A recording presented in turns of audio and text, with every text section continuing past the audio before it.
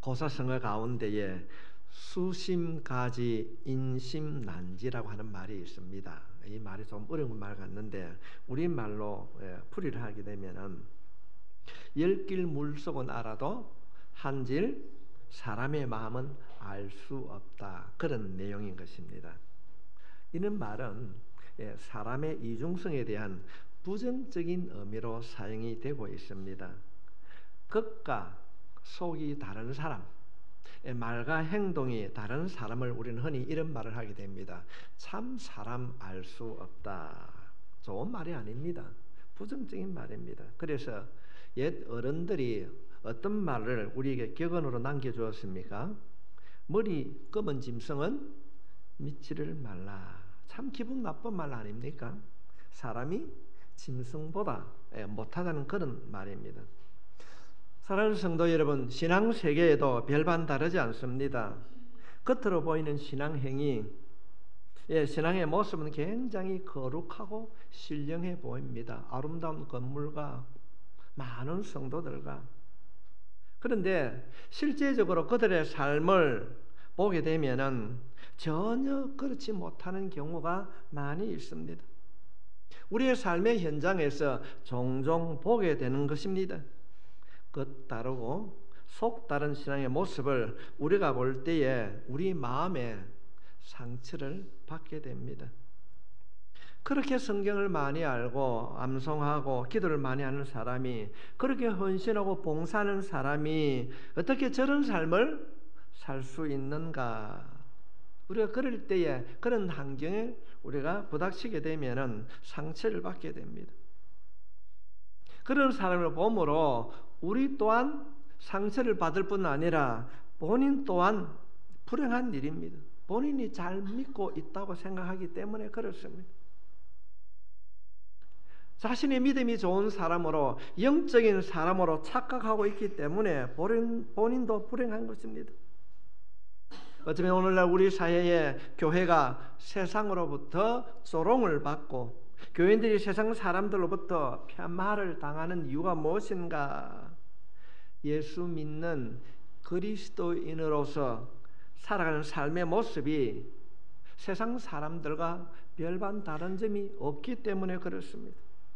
그래서 우리가 조롱을 당하고 비난을 받습니다. 그래서 성경은 이런 부분에 대하여서 아주 심각하게 경고하고 있습니다. 우리 잘 아는 마태복음 7장은 진짜와 가짜, 거짓 선지자와 참 선지자에 대하여서 가르치는 내용입니다. 그 중에 이런 말씀이 있습니다. 7장 15절부터 20절에 있는 말씀입니다. 거짓 선지자들을 삼가라. 양의 옷을 입고 너희에게 나오나 속에는 노략질을 하는 일이라. 그들의 열매로 그들을 알지니 가시나무에서 포도를 또는 엉겅퀴에서 무화과를 따겠느냐. 이와 같이 좋은 나무마다 아름다운 열매를 맺고 못된 나무가 나쁜 열매를 맺나니 좋은 나무가 나쁜 열매를 맺을 수 없고 못된 나무가 아름다운 열매를 맺을 수 없느니라. 아름다운 열매를 맺지 아니하는 나무마다 찍혀 불에 던지지느니라. 이러므로 그들의 열매로 그들을 알리라. 그 사람이 어떤 사람인가, 어떤 신앙관을 가지고 있는가, 그 사람의 삶의 열매가 맺히는 그 열매를 보면 알 수 있다는 것입니다. 믿음이 어떠한가, 믿음의 정도가 어떠한가를 알 수 있습니다. 이 말씀은 우리에게 무엇을 가르치고 있습니까? 성경을 얼마나 많이 알고 있는가, 알물 전제로 하고 있는 것이 아니라 삶이 중요하다고 하는 것을 가르치고 있습니다. 성경을 많이 알고 내가 교회 생활을 오래 했다는 것을 자랑하지 말고 행동으로 본을 보여야 된다는 것입니다. 자신의 삶을 통하여서 예수 그리스도의 그 사랑의 본을 보이는 여러분이 되시길 주님의 이름으로 축원합니다.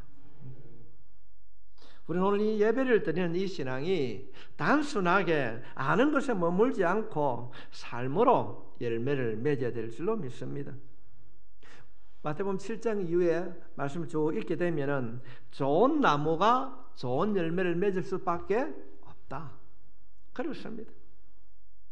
그 열매를 보면 그 나무가 어떤 나무인지 알 수 있다고 가르친 이후에 나쁜 열매가 좋은 열매를 망칠 수 있다 합니다. 그래서 주님께서는 나더러 주여 주여 하는 자마다 다 천국에 들어갈 수 없다. 또한 귀신을 쫓아내는 능력을 행하고도 선지자 노릇을 해도 내가 그들을 도무지 알지 못한다. 내가 나중에 천국에 갔을 때에 불법을 행하는 자들아 내게서 떠나라고 내가 외칠 것이다. 무슨 말입니까? 나무와 열매는 동일하다는 것입니다. 열매를 보면 그 사람의 상태를 안다는 것입니다. 못된 나무가 주여 주여 한다고 해서 좋은 열매를 맺을 수 없다. 귀신을 쫓아내는 능력을 행할 수 그런 삶을 산다 할지라도 삶이 변화되지 않는다면 하나님께서는 그것이 불법이라는 것입니다. 우리의 삶이 얼마나 중요한가를 가르쳐주고 있습니다. 그렇다고 한다면 우리는 열매 맺는 삶을 살아야 됩니다. 오늘은 초대교회 사도들이 어떤 삶을 살았는가를 살피려고 합니다. 그들의 삶을 통하여서 우리들 또한 그런 삶을 배우고 이 시대에 열매 맺는 성도로서 살아가야 될 줄 믿습니다. 사도행전 사람들은 어떤 사람이었는가? 본문은 믿는 무리로 시작을 하게 됩니다. 여기서 말하는 무리라고 하는 것은 믿는 사람들을 말합니다. 초대교회 사도행전의 그 신앙인들 마가의 다락방에서 120명이 함께 기도함으로 세워진 초대교회 성도들의 모습을 살펴보기를 원합니다. 그들은 어떤 삶을 살았는가? 첫 번째로는 사랑의 열매 맺는 삶을 살았습니다. 사랑의 열매 맺는 살았습니다. 우리 흔히 기독교는 사랑의 종교라고 말합니다. 때로는 십자가의 종교라고 말을 하기도 합니다. 우리가 십자가의 종교라고 말하는 것은 예수님이 자신의 생명까지도 십자가에서 내어놓은 그 사랑을 실천했기 때문에 기독교가 사랑의 종교요 십자가의 종교라고 말을 하게 됩니다. 그렇다고 한다면 기독교인들은 예수를 믿는 우리들은 그 사랑을 실천하는 사람이 되어야 될 줄 믿습니다. 그래서 주님께서는 우리들에게 이런 명령을 하셨습니다. 마태복음 22장 37절로 47절에 있는 말씀에 보면은 예수께서 이르시되 내 마음을 다하고 목숨을 다하고 뜻을 다하여 주 너희 하나님을 사랑하라 하셨으니 이것이 크고 첫째 되는 계명이요 둘째도 그와 같으니 내 이웃을 내 자신과 같이 사랑하라. 이 두 계명이 온 율법과 선지자의 강령이니라. 하나님께서 우리들에게 수많은 말씀을 주셨는데 그 말씀을 간단하게 간추리면은 사랑하라는 것입니다. 이것이 모든 율법의 강령이요 가장 큰 계명이라는 것입니다. 우리 요즘 신명기 말씀을 새벽에 강의하고 있지 않습니까? 신명기 주제가 무엇이었습니까? 하나님 사랑, 이웃 사랑이에요. 하나님을 사랑하는 자는 그 삶 속에서 이웃을 사랑하는 삶의 열매를 맺을 수 있고 이웃을 사랑하는 사람이 하나님을 사랑할 수 있습니다. 하나님을 사랑하는 사람은 내 이웃을 내 몸처럼 하나님을 사랑할 수 있는 것입니다. 여러분 이웃이 누굽니까? 이웃집에 사는 사람입니까? 하나님께서는 세상에 두 기관을 세웠습니다. 그 첫 번째가 가정이고 두 번째가 교회입니다. 우리의 가장 가까운 이웃은 옆집에 사는 사람이 아니고 한 집에 사는 가족입니다. 깨달을 수 있길 바랍니다. 가족이 육적으로 가장 가까운 이웃입니다. 아내가 가장 가까운 이웃, 남편이 가장 가까운 이웃, 내 자녀, 내 부모가 가장 가까운 이웃입니다. 교회가 신앙 공동체가 영적으로 가장 가까운 이웃이 될 수 있습니다. 이웃이 누구입니까? 교회 안에 있는 우리입니다. 우리 모두는 사랑의 대상자입니다. 우리는 누군가를 사랑해야 되고 누군가로부터 사랑을 받아야 됩니다. 내가 가족을 사랑하고 가족의 사랑을 받아야 하는 관계입니다. 이곳에서, 가정에서부터, 교회 안에서부터 사랑의 열매가 맺어져야 될 줄 믿습니다. 성도 여러분, 우리의 가정과 우리 교회에서 이 하나님이 말씀하신 이 사랑의 열매가 맺어져야 될 줄로 믿습니다. 믿는 그들이 어떤 열매, 어떤 삶을 살았는가? 오늘 본문 4장 32절 말씀에 보면은 믿는 무리가 한 마음과 한 뜻이 되어 모든 물건을 서로 통용하고 자기 재물을 조금이라도 자기 것이라 하는 이가 하나도 없더라. 어떻게 살았는가?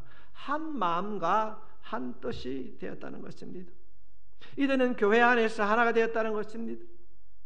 사도 바울이 고린도 교회 성도들에게 권면할 때도 똑같은 말로 권면하고 있습니다. 고린도전서 1장 10절에 있는 말씀입니다.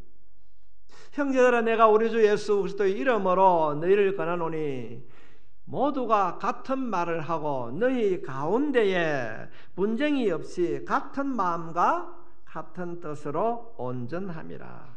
같은 마음, 같은 말, 같은 뜻, 이것이 교회와 가정의 아름다운 모습이라는 것입니다. 바울이 이 말을 고린도 교회에 권하노니, 이 권한다는 말은 반드시 이루어져야 된다. 반드시 너희가 이 말에 반응을 보여야 된다는 그런 내용입니다. 믿음의 사람들이 살아야 하는 사랑의 삶이 어떤 삶인가? 하나가 되는 것입니다. 이런 부부간의 마음이 다르게 되면 어떻게 됩니까? 결과는 다툼입니다. 근데 당시 고린도 교회의 모습을 보게 되면은 고린도전서 1장 11절로부터 12절에 있는 말씀입니다. 우리가 잘 압니다. 그 안에 분쟁이 막 일어났어요. 어떤 사람이 나는 바울파, 나는 게바파, 나는 아볼로파, 이러니까 옆에 듣고 있던 사람이 어떤 말을 하게 됩니까? 나는 바울파도 게바파도 아볼로파도 아니고 나는 그리스도파다. 나눠지는 거예요. 지금 고린도 교회는 한 마음 한 뜻이 되어 있지 않았다는 것입니다. 이것이 교회의 모습이 아닙니다. 믿는 사람들의 모습이 아니라는 것입니다. 믿는 사람들이 살아야 하는 그 삶의 열매는 한 마음 한 뜻이 되어야 되는 것입니다. 이것을 성경이 가르치고 있습니다. 왜 우리가 하나가 되어야 되는가? 사도 바울이 가르치고 있는 신약 성경 에베소서 4장 5절 말씀에 보면은 주도 한 분이시요 믿음도 하나요 세례도 하나라. 우리는 예수님이 두 분이 아닙니다. 한 분이신 하나님을 믿고 있습니다. 모든 이단에는 하나님 어머니를 믿는다고 그러는데 무슨 얘기입니다. 우리가 믿는 하나님은 한 분이신 줄 믿습니다. 우리 안에는 하나됨이 있어야 되는 것입니다. 이 하나됨이 그들 생활 속에 실천되어질 때에 모든 물건을 서로 통용하고 자기 것이라고 하는 이가 없었더라. 소통이 되고 공감이 되었다는 내용입니다. 남의 집에 들어가 네 것이 내 것이고 내 것이 네 것이니까 함부로 쓰자, 이런 것이 아닙니다. 내 것을 내어놓아서 이웃의 부족함을 채우는 사랑의 실천이 되어졌다는 것입니다. 부족하고 연약한 자들을 내게 있는 것으로 채워줬다는 것입니다. 이것이 사도행전에서 소개하고 있는 초대교회 사람들의 삶의 모습이었습니다. 2장 44절부터 46절에 있는 말씀을 보면은 믿는 사람들이 다 함께 있어 모든 물건을 서로 통용하고 또 재산과 소유를 팔아 각 사람의 필요를 따라 나누어주며 날마다 마음을 같이하여 성전에 모이기를 힘쓰고 집에서 떡을 떼며 기쁨과 순전한 마음으로 음식을 먹고. 어떤 말입니까? 하나됨이라고 하는 것은 사랑의 열매를 먹었다는 것입니다. 극동교회 모든 성도들의 가정이 하나가 될 수 있기를 주님의 이름으로 축복합니다. 부모와 자녀가 하나가 되고 부부간에 하나가 되고 소통이 하나가 되기를 바랍니다. 코드가 맞지 않아서, 옛날 어른들은 코드도 무슨 말인지 모를 겁니다. 뭐 코드가 맞지 않아서 못 살겠다, 수준이 달라도 너무 달라서 안 된다. 성도 여러분, 그래서 한 마음이 되어야 될 줄 믿습니다. 그래서 한 마음이 되어야 되는 거예요. 사랑이 무엇인가? 나와 맞지 않는다고 단절하고 내 고집대로 갈라서는 것이 아니라 상대방을 맞춰주는 것입니다. 이 내용이 잘 보여주고 있는 것이 요한복음 21장에 있는 내용입니다. 베드로가 배반하고 도망갔습니다. 예수님께서 베드로에게 찾아오셔서 3번이나 묻고 있습니다. 베드로야, 내가 나를 사랑하느냐? 원문에 보면은 첫 번째, 두 번째는 똑같은 말입니다. 예수님의 기준에서 내가 나를 사랑하느냐고 말하는데, 마지막 베드로야, 너가 나를 사랑하느냐고 묻는 이 원문의 뜻은 보면 필로스, 그러니까 기호적인 사랑입니다. 다시 말씀을 드리면, 두 번까지는 베드로야, 네 나를 사랑하느냐, 아직도 나를 기억하고 있느냐, 이 기준이 예수님이었는데, 마지막에는 예수님께서 베드로에게 나를 사랑하느냐 했을 때 이 기준이 예수님의 기준이 아니라 베드로의 입장에서 물었습니다. 그럴 때에 완악하고 굳어져 있던 베드로의 마음이 녹았습니다. 성도 여러분, 이것이 사랑의 힘입니다. 여러분의 가족 가운데 불신의 가족이 있습니까? 아직도 믿음을 얻지 못하는 자 있습니까? 포기하지 마십시오. 당신은 교회를 몰라서 예수를 안 믿어서 여러분 그렇게 무시하지 마십시오. 바로 그분이 여러분이 사랑해야 될 가장 가까운 이웃인 줄 믿으시기 바랍니다. 사랑해야 될 대상인 것입니다. 그래서 내가 더 많이 기도하고, 그래서 내가 더 참아야 되고, 그래서 내가 내 입장에서 맞추는 것이 아니라 그 입장에서, 상대방의 입장에서 내가 낮아지고 희생해야 됩니다. 성도 여러분, 어떻게 하면 교회를 새롭게 할 것인가? 교회를 단순하게 건물만 이전해 간다고 해서 새롭게 되어지는가? 그것이 아니라고 생각되어집니다. 제가 말씀을 준비하면서 끊임없이 질문했던 내용입니다. 우리가 참된 그리스도인으로서 열매 맺는 삶을 살아야 되겠다. 우리 새롭게 시작합시다. 하나님께서 교회 이전이라고 하는 지우개를 우리의 마음속에 주신 줄 믿습니다. 누구든지 그리스도 안에서는 새로운 피조물이라, 옛것은 지나가고 보라, 새것이 된 줄 믿습니다. 이제 우리 새로워져야 됩니다. 우리가 더 사랑합시다. 내가 더 용서합시다. 초대교회 성도들이 그런 삶을 살았다는 것입니다. 이런 열매가 우리 안에 있는가? 우리 이 말씀을 통하여서 남을 바라보는 것이 아니라 철저하게 우리 자신을 돌아보고, 우리 모두가 이런 삶을 살아갈 수 있기를, 이런 공동체 만들 수 있기를 우리의 기도에 응답해 주시는 주님의 이름으로 축원합니다. 두 번째로, 믿는 무리들, 초대교회 교인들은 어떤 삶을 살아갔는가?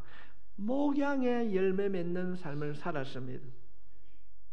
목양이라고 하는 것은 목자가 양을 돌보는 일체의 행위를 목양이라고 합니다. 제가 들어온 입구에 있는 저 방을 보고 사람들이 목사방이라 말하지 않습니다. 뭐라고 말합니까? 목양실이라고 그럽니다. 목양실. 그래서 목회자가 교회 일을 할 때, 목사가 교회 일을 할 때 목회자라고 그렇게 합니다. 이 사도행전에 등장하는 이들의 목양 관계가 너무 아름다웠어요. 33절 말씀에 보면 사도들이 큰 권능으로 예수의 부활을 증언하니 무리가 큰 은혜를 받았다. 어떤 자가 은혜를 받는가? 사도들이 가르칠 때에 은혜를 받았다는 것입니다. 우리가 성경을 살펴보게 되면 사도행전 2장에서는 놀라운 일들이 일어나게 됩니다. 네가 원하는 것은 내게 없지만 내 안에 있는 예수 그리스도 이름으로 걸으라고 했을 때에 나면서부터 안전병이 된 자가 걸었습니다. 놀라운 일들이 일어났습니다. 그들이 사도행전 2장 42절 말씀에 보면은 그들이 사도의 가르침을 받아 교제하고 떡을 떼며 오로지 기도하기를 힘쓰니라. 사도들의 가르침을 이들이 받아들였다는 것입니다. 성도들이 교제하는 것도 사도들의 가르침을 따랐습니다. 하나님을 찬미하며 예배하는 것도 사도들의 가르침을 따랐다는 것입니다. 성도 여러분, 여러분의 예배적인 삶은 어떻습니까? 자신의 생각과 계획대로 판단하고 있지는 않습니까? 목양의 관계에서 순종하고 따르고 있습니다. 따르고 있습니까? 34절 말씀에 보면은 그 중에 가난한 사람이 없으니 이는 밭과 집 있는 자는 팔아 그 판 것의 값을 가져다가 나누었다. 이렇게 말하고 있습니다. 어떻게 이런 일들이 일어나는가? 사도의 가르침을 받은 후에 이런 일들이 일어났다는 것입니다. 가르침을 받아 그 가르침대로 순종할 때에 이런 열매가 맺어졌다는 것입니다.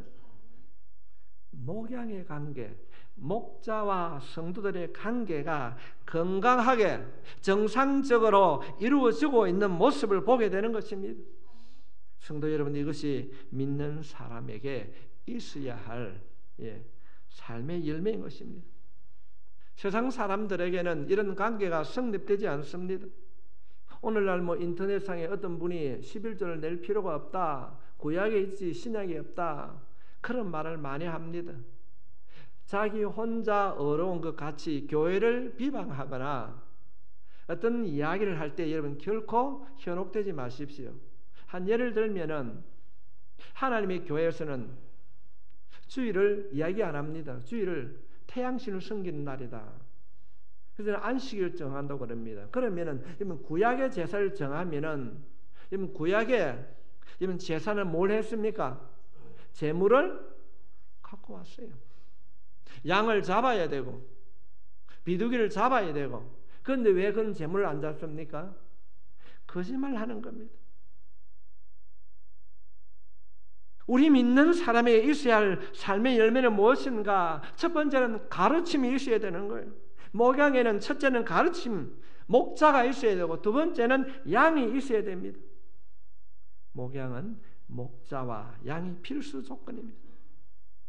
목양이 건강해지려고 하면은 목자의 음성이 있어야 됩니다. 그 가르침이 정확해야 됩니다. 바른 길을 걸어가야 됩니다. 두 번째로는 그 바른 가르침을 따르는 행위가 있어야 됩니다. 이것이 목양입니다.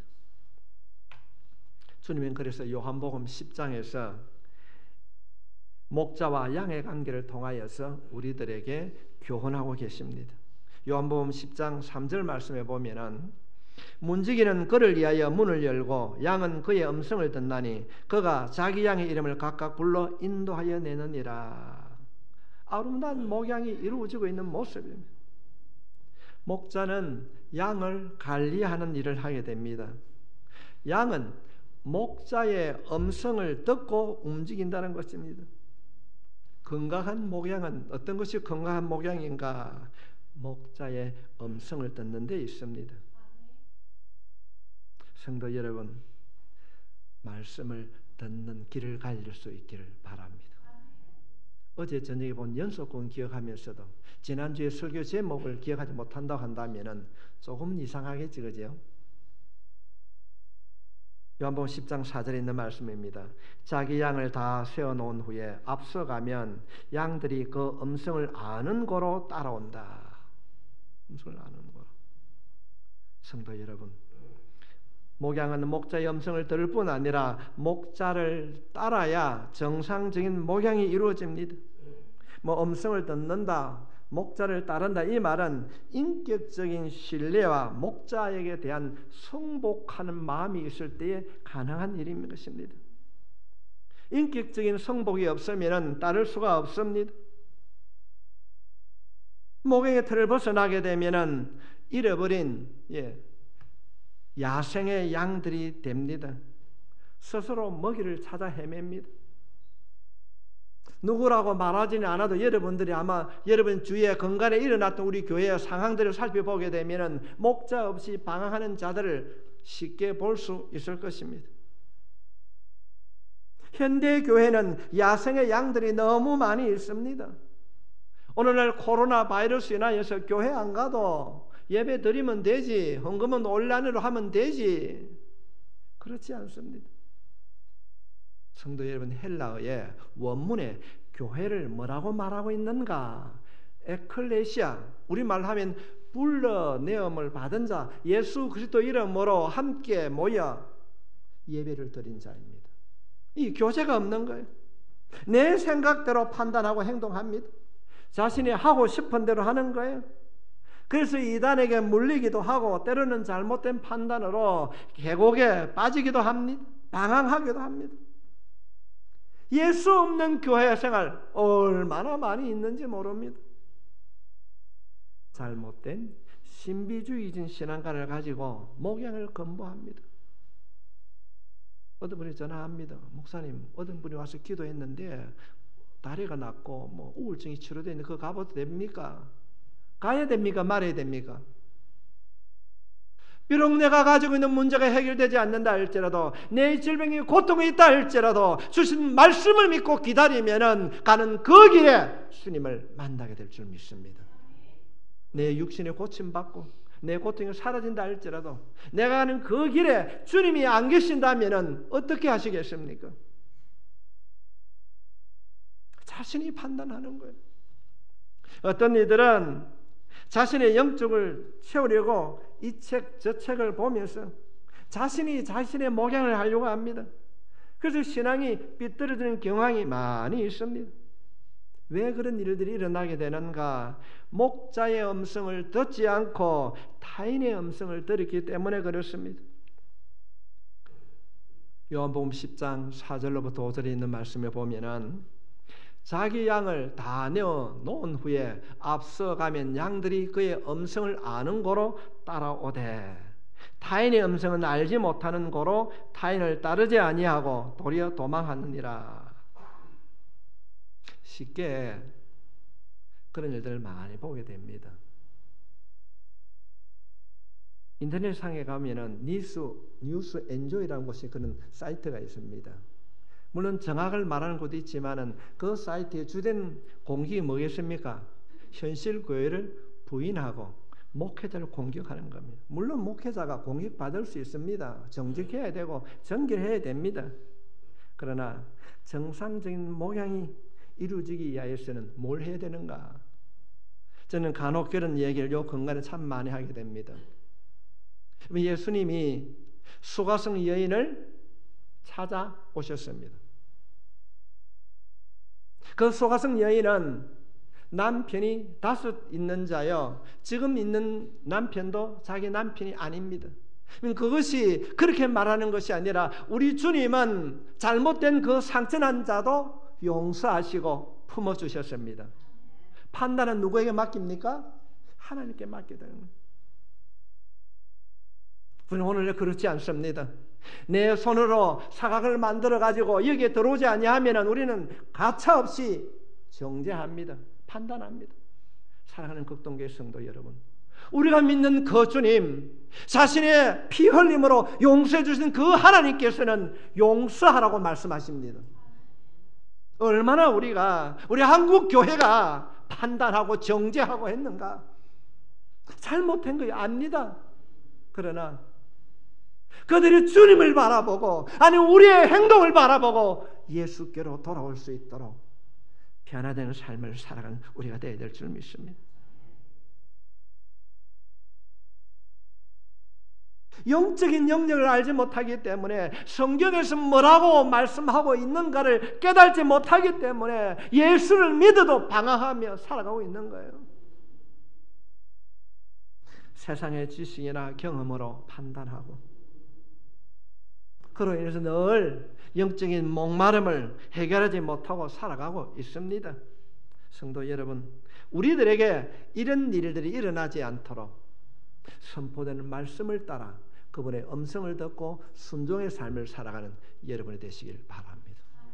세 번째로 우리가 어떤 열매를 맺어야 되는가? 변화의 열매 맺는 삶을 살아야 됩니다. 사도행전의 사람들이 사도의 가르침을 받아 은혜를 받았습니다. 33절 말씀에 보면은 사도들이 큰 권능으로 주 예수의 부활을 증언하니 무리가 큰 은혜를 받았더라. 여러분, 은혜 받았다는 의미가 무엇일까요? 사람들은 보편적으로 일반적으로 자신의 마음에 감동이 되면은 목사님 은혜 받았습니다. 틀린 말이 아닙니다. 맞습니다. 하나님으로 인하여서 성령님의 도우심으로 내 마음에 감동이 주어지는 것 은혜입니다. 또 그런가 하면은 때로는 세속적인 말이지만은 강단에서 선포하는 말로 자신의 마음이 시원해지면 어떻게 합니까? 목사님 은혜 받았습니다. 그러나 사실 우리가 본질적으로 돌아가서 은혜 받았다고 하는 것은 우리가 생각하는 은혜와 조금은 다릅니다. 오늘 본문 34절로부터 35절에 있는 말씀입니다.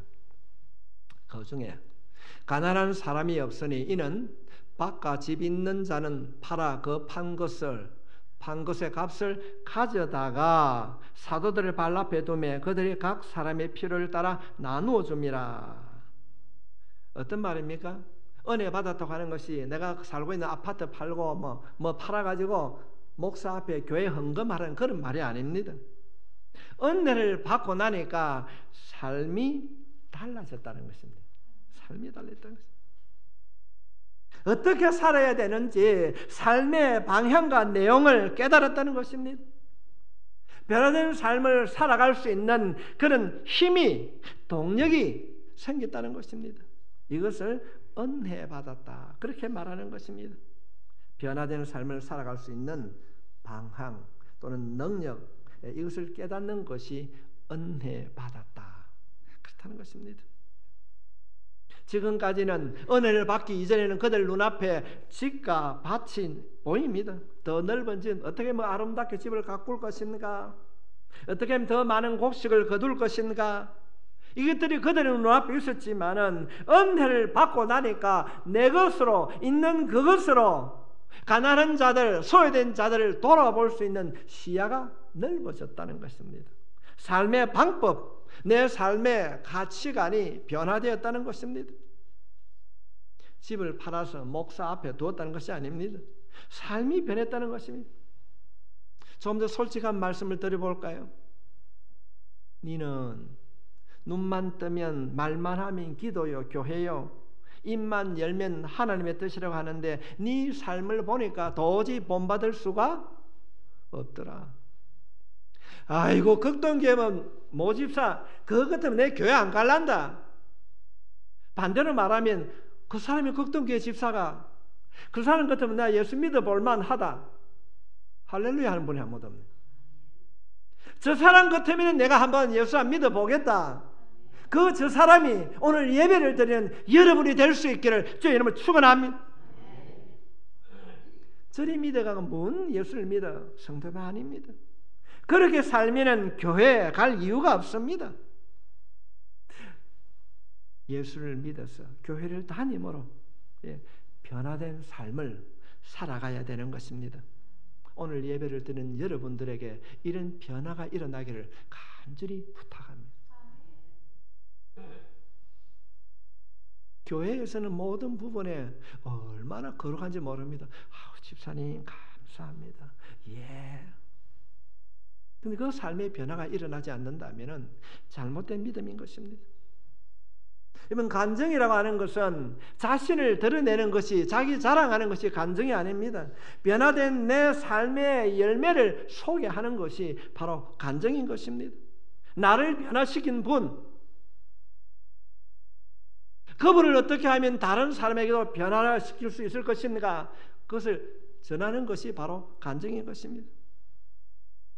저는 오늘 이 말씀을 목자의 심령으로 정말로 간절히 호소합니다. 우리 극동교회가 초대교회, 오늘 본문에서 소개하고 있는 무리들처럼 사랑의 열매가 있고 목양의 열매가 있고 삶이 변화되는 삶의 열매가 있는 공동체요 가정이 되시기를 주님의 이름으로 축원합니다. 기도하겠습니다.